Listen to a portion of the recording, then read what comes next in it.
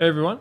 So recently I made a video where I covered how to play against the three brand new Uprising heroes, Islander, Dromai, and Phi, specifically targeting it from the dash standpoint. So how do you play against these new heroes with dash?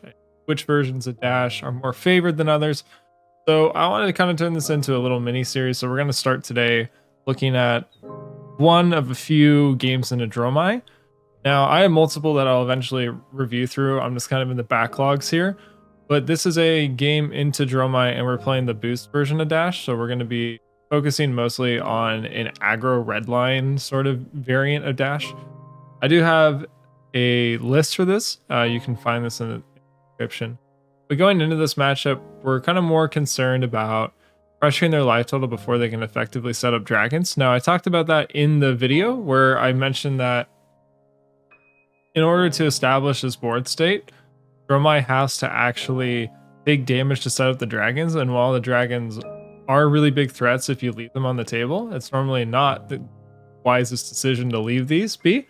The problem is that if they only get to attack maybe once or twice with the dragons, then usually the value is fine. If it's not some of the bigger ones, so things like Tumultai or Dominia. So if it's not the majestic dragons and it's things like Chromai, even though if you do the calculations and Chromai gets to swing 3 times, it's 0 for 9. Even though you could deny them a lot of damage killing the dragon, sometimes 9 damage is not enough to take you all the way down from 40. And if you're presenting a lot more, then it's not really necessary. So our turn is just arsenaling a red card here.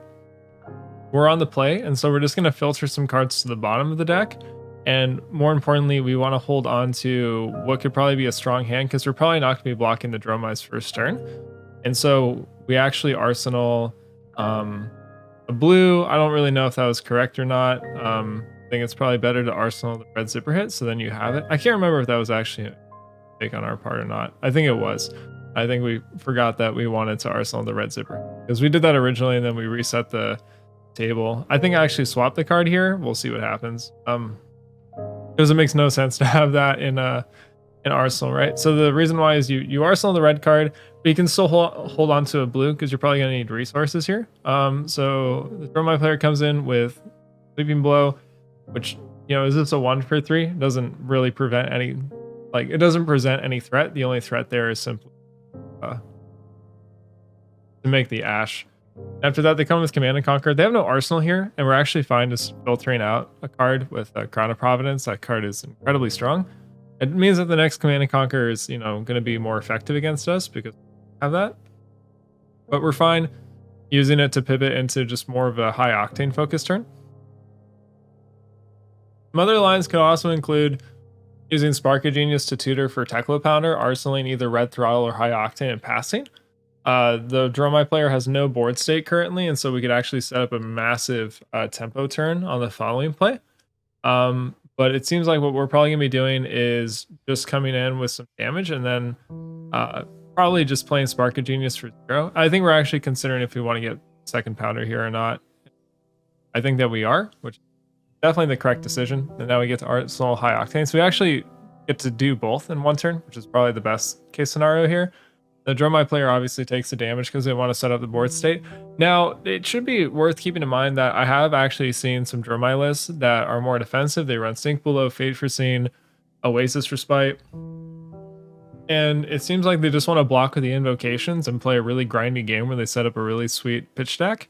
Now, I actually think that version might have some game into Fatiguing Dash on the boost list, so I would keep that in mind. Now we see Vincerikai, which is probably going to be the fastest dragon to keep tempo with us, so we just have to kill that thing immediately. In fact, it just presents 9 damage every turn if we don't kill it or block it out entirely. It just actually keeps us, like, honestly not that far ahead.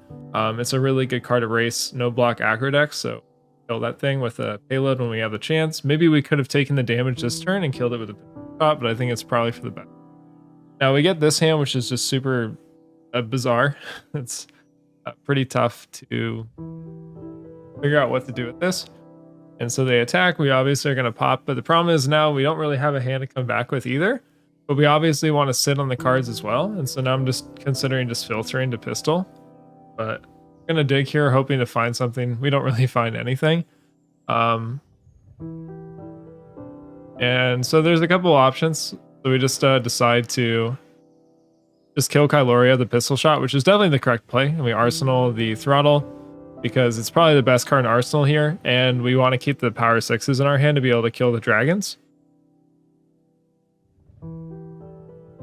But unfortunately, you know, maximum velocity is pretty unplayable in all of these hands. It's really here just as a phantasm killer, which means that if you get stuck with them in hand, you know, we could have actually got to, you know, deal a lot of damage on the previous turn, but we just have 2 unplayable cards that can only block, which is just an unfortunate spot to be in.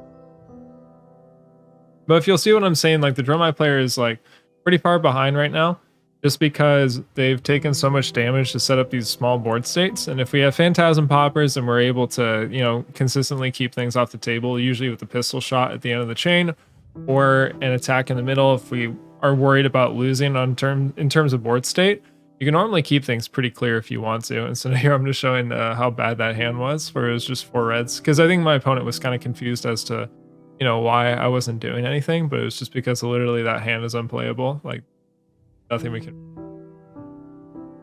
So here we're just tutoring for Teklovossen, and with the 2-pounders. Oh no, sorry, I didn't count the cards. Okay, apologies. Yeah, we're getting the 3rd Teklo pounder.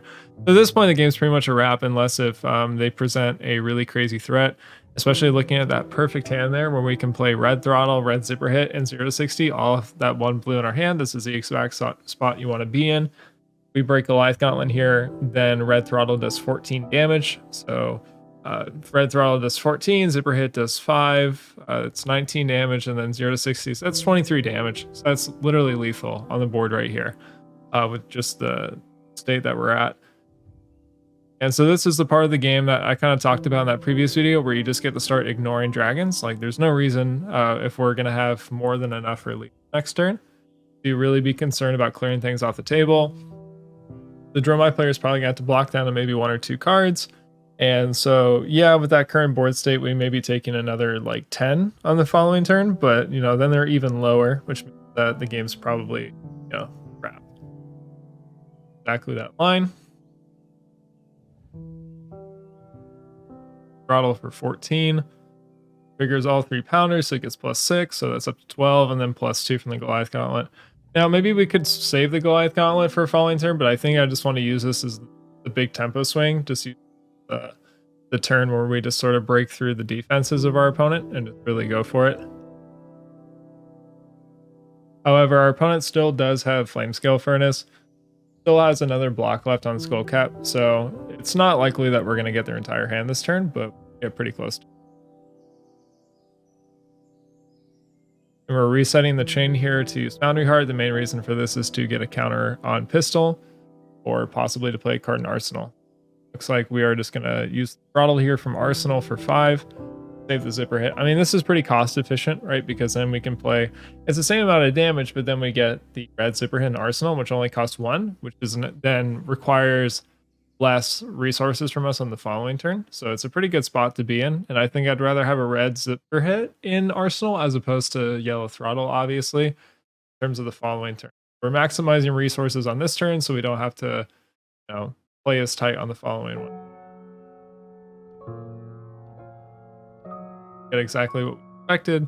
Opponent still wants to keep some cards, hopefully, to maybe build up a board state and attack with all the dragons to hopefully.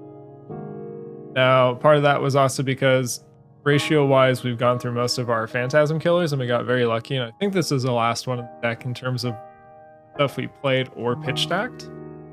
Might be 1 or 2 left. The rest of them are pretty much on the bottom of the deck or in graveyard, so we got very lucky. We probably could have taken the damage and tried to secure the game with it, but I just didn't want to risk anything, you know? We're going to be ripping pretty much most of the cards from their hand, especially a zipper hit coming in for the red one coming in for 9 with the pounders, and then the other one in Arsenal. So right there is 14 damage plus 2 more from the high speed impact, plus an extra 2 from pistol. So seems like we're doing 18 damage this turn. So we're probably getting our opponent's entire hand, and I just wanted to but honestly, we probably should have kept payload because I think that's just lethal here. I don't think that it was probably the best move, because then we don't have to play the blue high speed impact. We can just play, we can actually play red zipper hit, payload and then break Achilles and pistol, and I'm pretty sure that's like more than enough for game. So I think we missed lethal there by just not blocking. I just don't want to risk anything. But counting the stuff on the table, we're definitely not.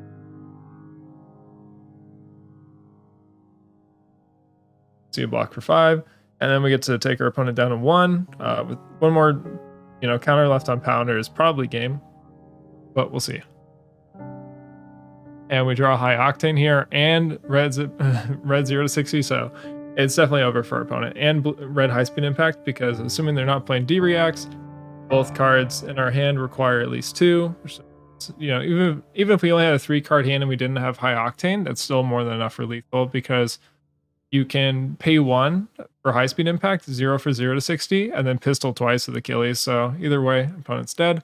But yeah, so that's just a really quick analysis of one match. There's another one too from this series, and then another one involving the pistol. But yeah, thanks for watching.